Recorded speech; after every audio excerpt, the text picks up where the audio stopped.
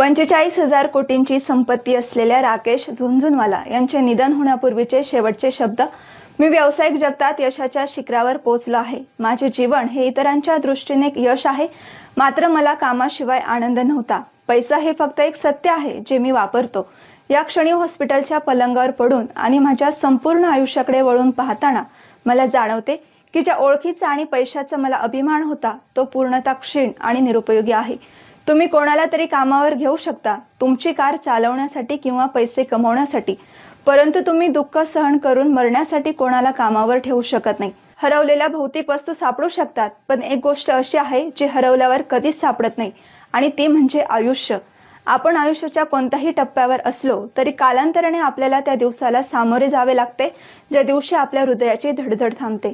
त्यामुळे तुमच्या कुटुंबावर, जोडीदारावर आणि मित्रांवर प्रेम करा. त्यांच्याशी चांगले वागा, त्यांची फसवणूक करू नका. कधीही अप्रामाणिक किंवा विश्वासघातकी होऊ नका. जसजसे आपण मोठे आणि शहाणे होत जातो तसतसे आपल्याला हळूहळू लक्षात येते की 300 रुपये किंवा 3,000 रुपये किंवा 2-4 लाख रुपये किमतीचे घड्याळ तीच वेळ सांगते. आमच्याकडे 100 किंवा 500 रुपयाचे पाकिट असो, आज सर्व काही सारखेच असते. आपण 5 लाख किमतीची कार चालवतो किंवा 50 लाखांची कार चालवतो, मार्ग आणि अंतर सारखेच आहेत आणि आपण त्याच निश्चित केलेल्या ठिकाणावर पोहोचतो. आपण 300 स्क्वेअर